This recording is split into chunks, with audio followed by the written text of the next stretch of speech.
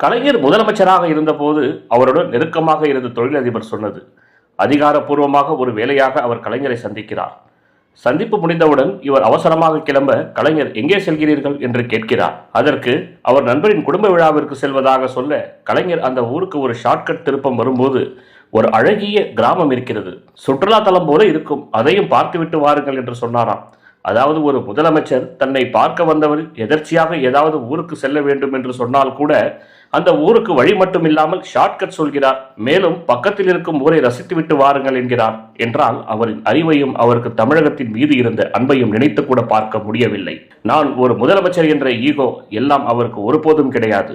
ரஷ்ய அதிபர் Vladimir Putin பிடெல் காஸ்ட்ரோவை சந்தித்த போது பல கொலை முயற்சி நடத்தியும் கூட எப்படி நீங்கள் தப்பித்தீர்கள் என்று கேட்க அதற்கு காஸ்ட்ரோ என்னுடைய ஒட்டுமொத்த பாதுகாப்பையும் நானே பார்த்துக் கொள்கிறேன், பிறரிடம் ஒப்படைப்பது இல்லை என்று சொன்னாராம்.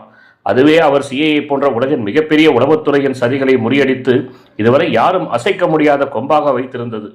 கலைஞர் என்ற அரசியல் ஜீனியஸை அவ்வளவு பலம் இருந்தும் ஆரிய கூட்டம் அசைக்க முடியாத காரணம் தான் செய்யும் அரசியல் பிரச்சார கூட்டங்கள் கூட அவர் தானே போட்ட ரூட்டில் தான் நடக்கும். கலைஞர் என்பது வெறும் பெயர் அல்ல, அது ஒரு வழிபாதை.